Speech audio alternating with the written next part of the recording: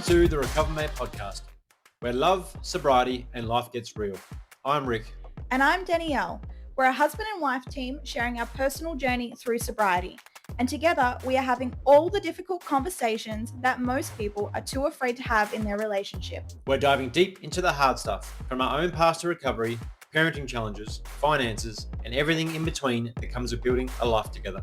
And trust us, nothing is off limits here. We're keeping it raw, honest, and unfiltered because that's what recovery, love, and real life looks like. So whether you're sober, curious about recovery, or just looking for ways to keep love alive while living a sober life, you've come to the right place. We're excited to share our most forbidden conversations with you. So grab a seat, buckle up, and get ready for the kind of discussions that you won't hear anywhere else. Let's go!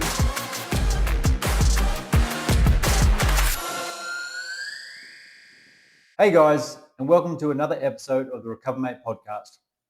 Today we thought we'd fill you in on a little bit that's going on in our lives at the moment. We've had a few big events over the last few weeks, nothing bigger than what's happened over the last couple of days. And obviously with big events, habits or old patterns can come in where things can happen and you can go back to old addictions, you can take on alcohol again, you can try and suppress the feelings that happen when these events pop up. So we thought we'd just dive in a little bit deeper today personally of what's happened with us. So Danielle, what's happened over the last few days that you'd like to talk about, and what things have come through that may make you feel you can go back to the old life because you want to suppress what's going on, or I guess just sort of numb it out? Well, for those of you who have been in my life, and even for the ones that haven't, this might be new news. But about 10 or so years ago, my dad, who has his own hard relationship with alcohol, I would say, resurfaced.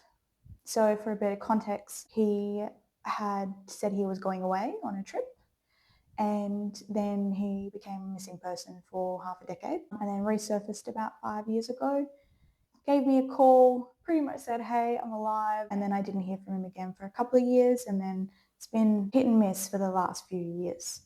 So about a week ago, I heard from him again, and he had informed me that he was coming back over to WA. And obviously, as you can imagine, that brings up so much. And one of the questions that just kept bothering me was, is he coming for the right reasons? I mean, 10 years is a long time to be gone for.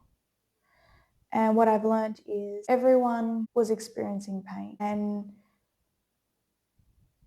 I had so many questions. I mean, what do you even begin to say? Normally, I can not necessarily feel what I'm feeling in the moment, partly because I get very confused about how I feel. You can be very sort of shut down, can't you? You protect yourself, you sort of shut yourself down from feeling anything and having any emotion, because that's obviously your way, your sort of shield to protect yourself.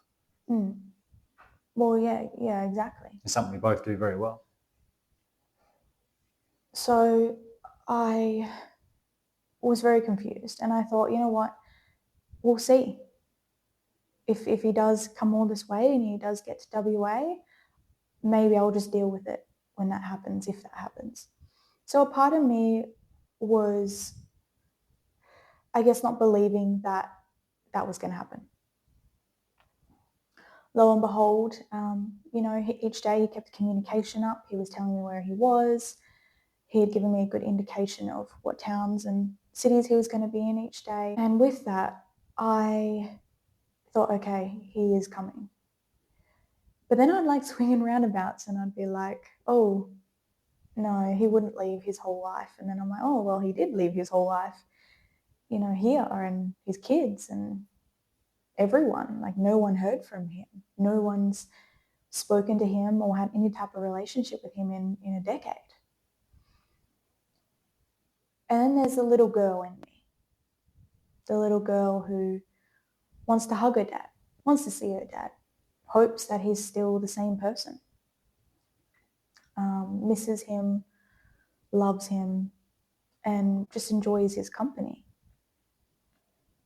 But I know from the place that I'm in and, a decade's worth of work, that it's good to be aware of that, but you can't live in that. And I can't come from that place. So throughout the week, you and we've been going back and forth and getting really clear on our boundaries. And I had a conversation with him as he was getting a bit closer. And I just said, look, hey, Dad, there's fear here for me that if you turn up and you do want to be here and build a relationship with us, and his whole pretense was I want to repair and rebuild, create a new life and repair my relationships with my daughters and my grandkids. So I had to have that conversation and be like, well, there's a lot more on the line this time. You come over and you build a relationship with your grandchildren, and what if life gets too hard again and then you disappear? Like, that's painful. So just having that conversation really, I suppose, really just opened up a whole different ball game. And his response was naturally very emotional. He was very honest, and he goes, look, I'm leaving everything behind. I don't know what that looks like yet, but all I know is that I'm on my way to WA and I'm not going back. He goes, I could never do that again. Now, obviously leading up to the days before he got here, you're going through, I guess, an emotional roller coaster in a way, where one day you'd be excited of him being here, the next day you'd be angry about what's happened, and the following day you'd have grief, or you'd be upset about potentially what's happened and what could potentially happen. So going through a roller coaster yourself, how did you manage that? Like we're saying, like this is when habits and addictions can come back in terms of if you're going through a roller coaster of emotions, you can then try and push that right down by using an addiction to do that. So for you, how did you work your way through each of those emotions each day and not turn to something to stop it from happening? Well, like you said, it is an emotional roller coaster. And for me, me personally, I really struggled to keep up with what I'm feeling. But I think the biggest thing is I've created enough awareness and I've done a lot of soul searching and built a relationship with myself that I can pick up on my inner dialogue, and I can sit with what I'm feeling and what's going on for me and try to find the emotional intelligence in the situation, I guess you could say. That's a muscle I've had to flex a lot, but yeah, I definitely had to rely on that. Also, like community. We really undervalue the people that we have in our lives. And to me, I was very quiet about it the first few days, obviously very internalized about what was going on. But you and we spoke every day, obviously creating boundaries if he did come, what that would look like, and also just having all the conversations, because it's not just 10 years that he's been gone for, but it's also 10 years of my life and his life that we've missed out on. So there's a lot to catch up on as well. And I guess me being on the other side, like I built a relationship with him before he left as well. So the pain for me wasn't as big as yours. There was still pain there, obviously, from him going and not being able to see him for 10 years. And then obviously what he's missed out on and where he sort of left us at the time. But for me, for you, it was just me being the support person as much as I could for you, allowing you to feel through what you needed to feel through, allowing you to communicate with me how you were feeling and what you really needed from me. So I'm just sort of emphasising that for the fact that if someone else is going through the same thing, and as a partner, you really just want to be there just to support. Like you don't need to give answers, you don't need to have everything set up. It's really about just supporting your partner in the best way you can, and usually just listening to what they need, let them get things off their chest. But it's also just being there in general. Yeah, and you were really great the whole week.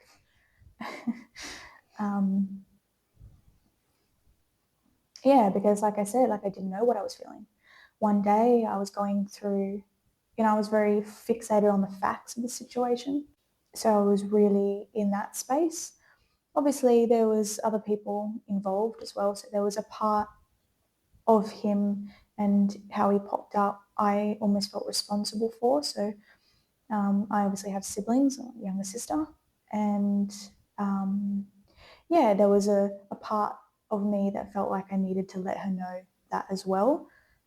Obviously, I love her and she's got her own relationship with our dad. But yeah, for me, it was like, okay, I don't know how I feel about this just yet. I'm not really clear on what this means. It's very confusing. I've had to go through a grieving process, like having someone go missing. You don't know if they're dead or alive and for a period of time. I actually didn't know that. No, we didn't. So I've gone through a grieving process of this person.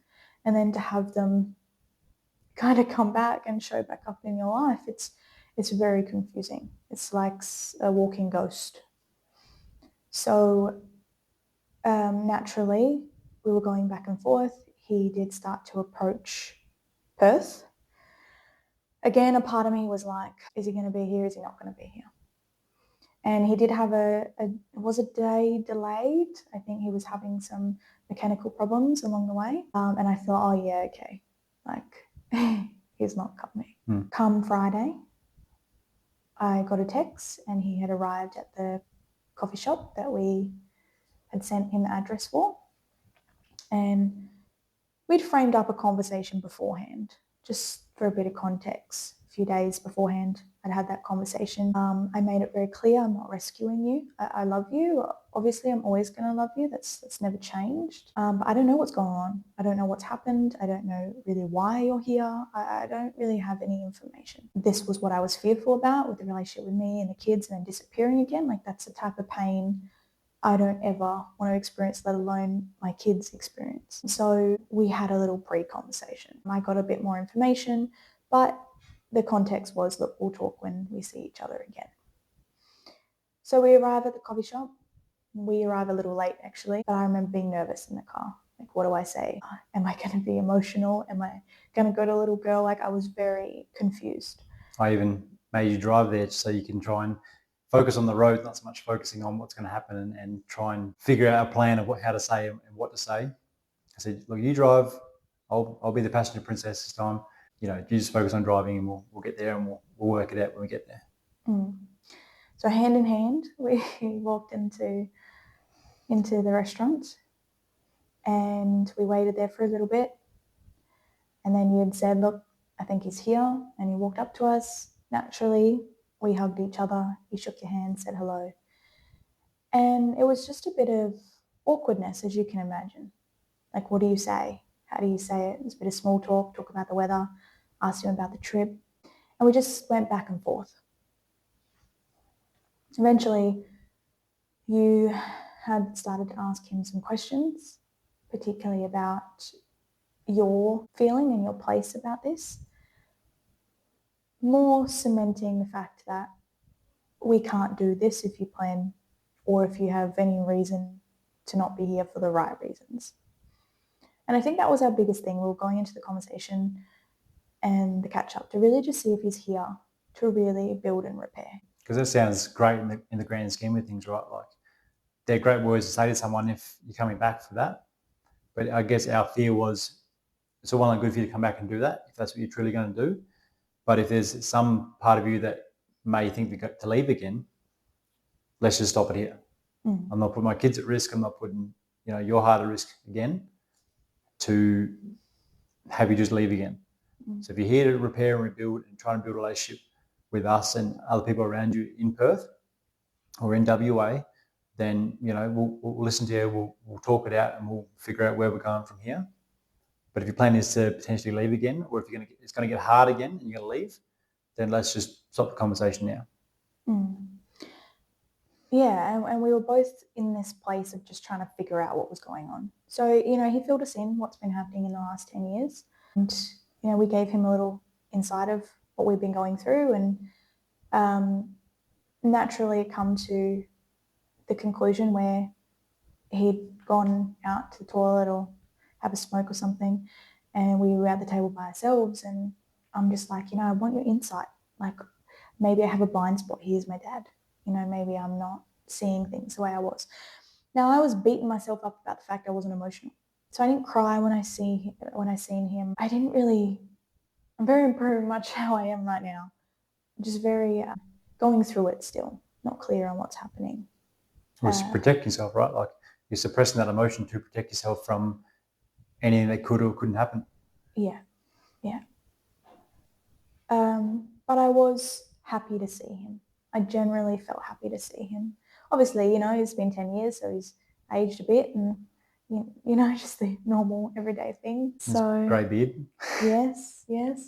Bit grey, a couple of wrinkles. But other than being a bit battered and bruised, as you can imagine, being away from the kids and walking away from that, and his personal circumstances haven't been great. So I could see that he was no better off. Like, he didn't leave and then go and create an amazing life. He maybe deteriorated a little bit more. So I was just observing that. I wasn't making that mean anything. It was just an observation. The conversation went well. There was a very difficult conversation, obviously. I'd gotten to the depths of why he left and what would make someone do something like that. And the truth is, what I've come to realize, hearing what he's had to say, him hearing what I've had to say, me knowing parts of my other family members and what they've had to say, everyone lost in that situation. I mean, I really want to clear that up because I don't mean that we all had a terrible 10 years. I mean, we all were dealing with what was going on at the time because we were all in pain.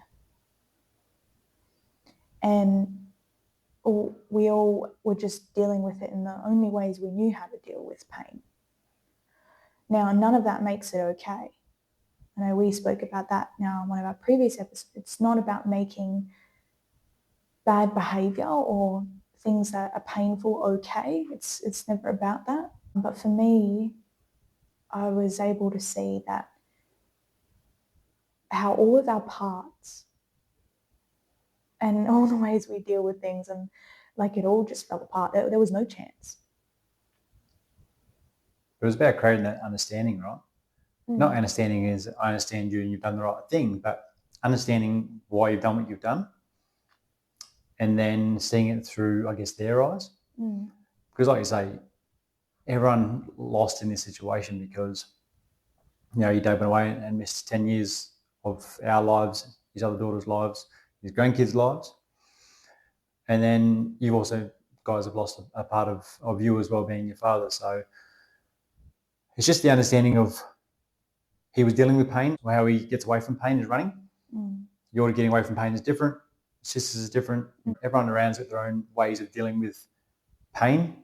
Well, I mean, you're a runner, right? Yeah. So when shit gets hard and you don't have the skills to deal with it, you run. So a part of that would be relatable.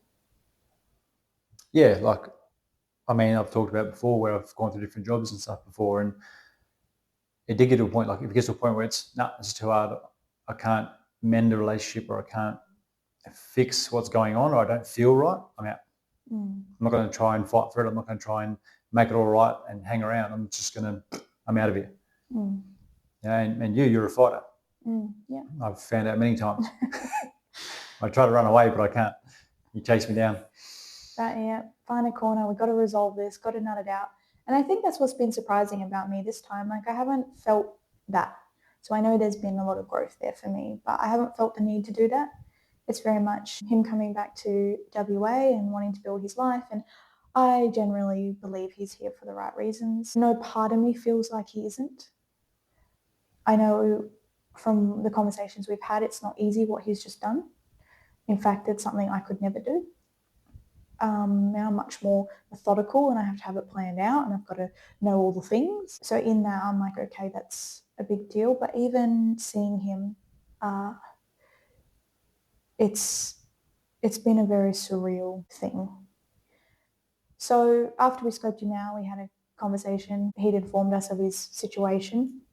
And, I don't know if you guys know this, but every Friday night when we're all home, we do a games night, family games night.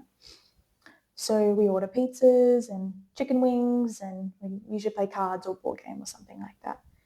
And in that moment, I thought, you know what, why don't you join us for dinner? And he was very surprised by that. I definitely felt like there was no expectations on his side. There was definitely no expectations on our side, but we were just like, we have to start somewhere. We thought, no better way than, I guess, to not so much bury the hatchet, but I suppose try and move forward from where we are now.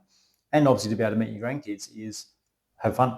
The kids love having fun. We love having fun.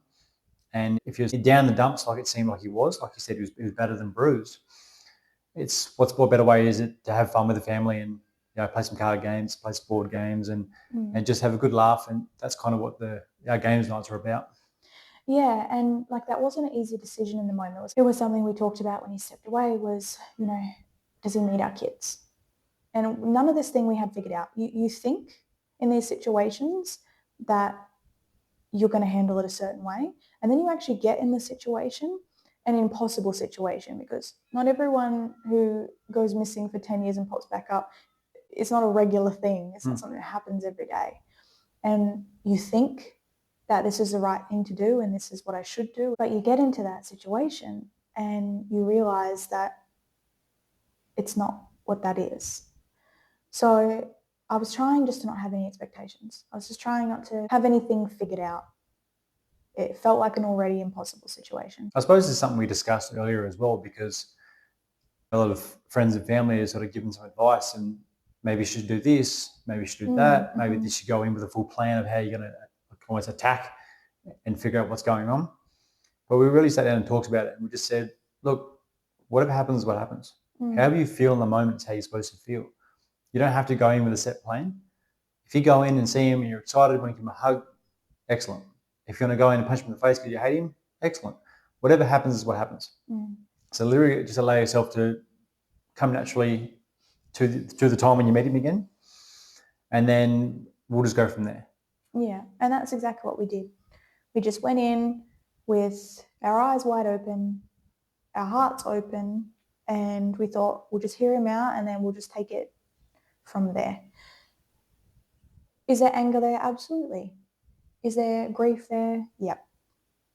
Was there happiness there? Yeah. Like it was all the things. But hearing him and seeing him and him just being very truthful with us,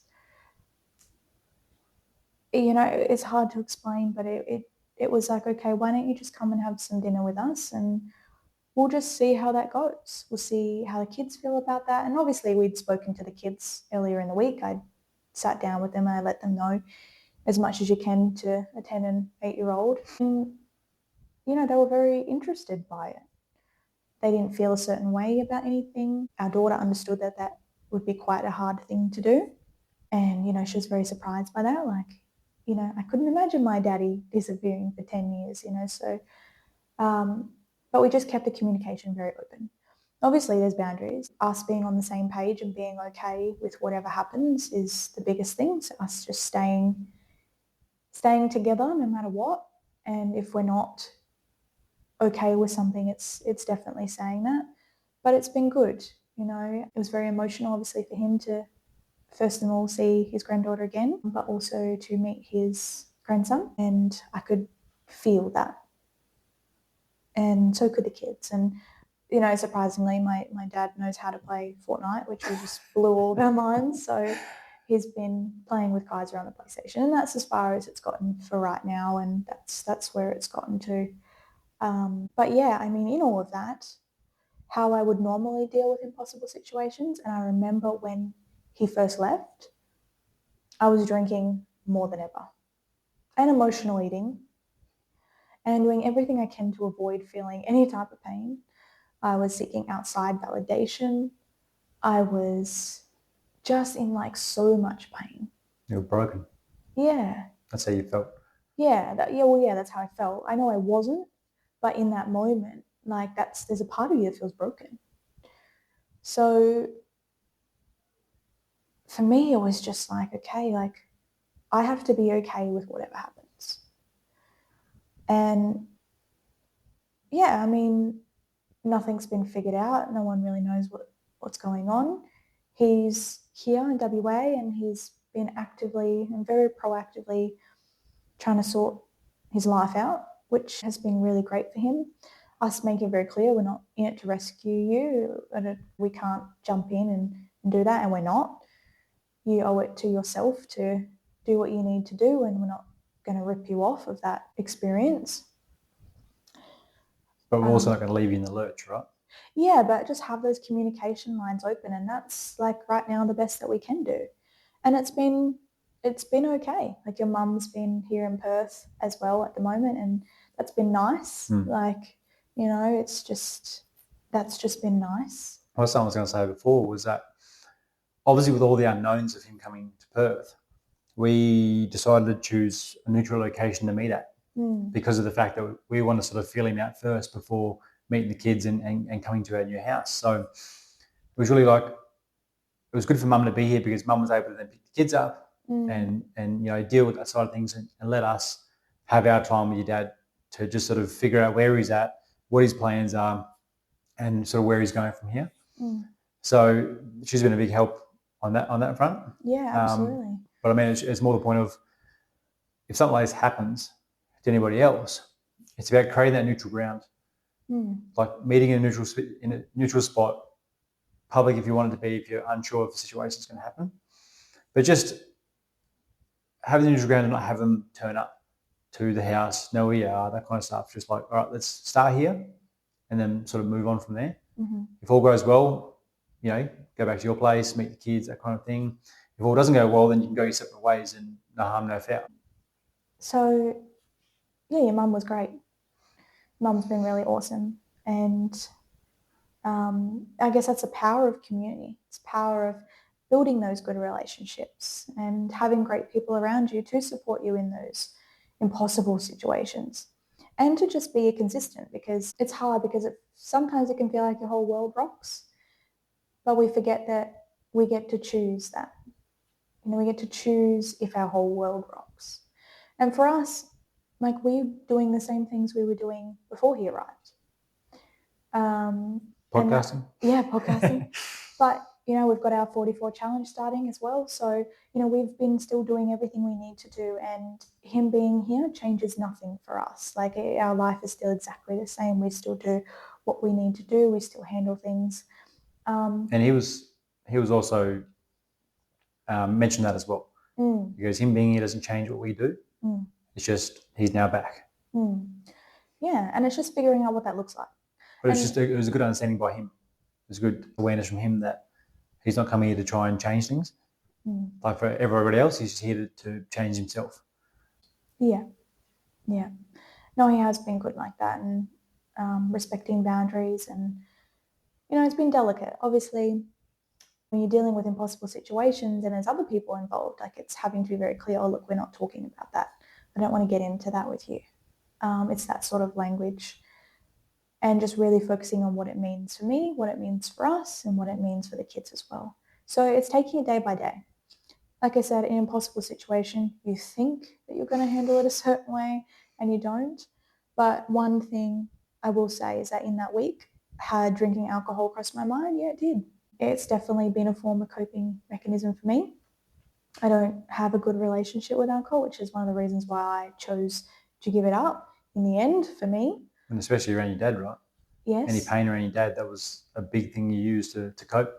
So for the pain to almost come back in after you'd gotten rid of the pain to a degree, but work on yourself in personal development over the last 5 years, you've got past that pain now, and then almost the pain's come back in with him come back to WA. So it was very easy for you to then turn around and go back to old habits. Exactly. And go back to the way we connect, and absolutely. But what I do know is that, you don't come this far to come this far. And things like this are going to pop up in our lives. I didn't expect this. This was a complete spanner in the work. I always thought it might happen, but a big part of me was just really okay if it didn't. I had gotten to that point. But now it's just finding what it's like to have a relationship with him. And so far, it's been okay. He's looking for work and he's sorting his stuff out, and yeah, that's kind of what's been happening on this side. It's a big unfolding of the last couple of days.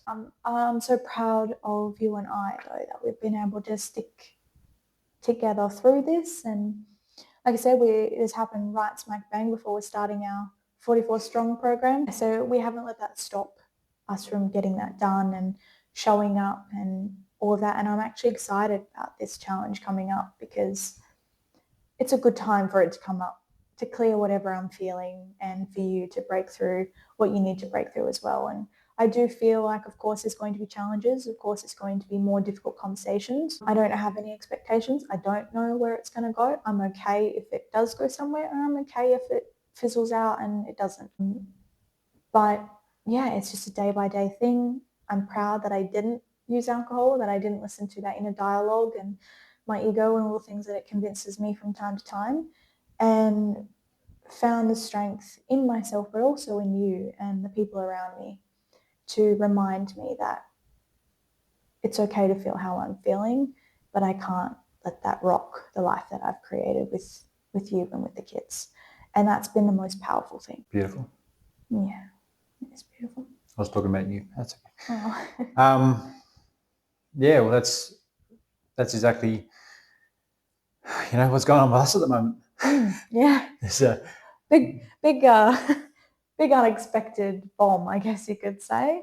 Yeah, but like I said, it's been nice. The last couple of days after the filling out period, we've sort of had other conversations, and it's nice to see him kind of come out of his shell a little bit in terms of having more conversations. And obviously, a lot more is going to come between the two of you.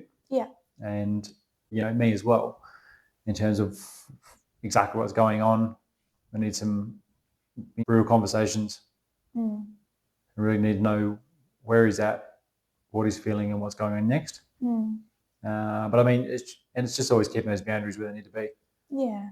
And I mean, we always come back to, he's a grown man, like he will figure it out. And it wouldn't be easy up and leaving, and his personal circumstances are, they're exceptionally difficult.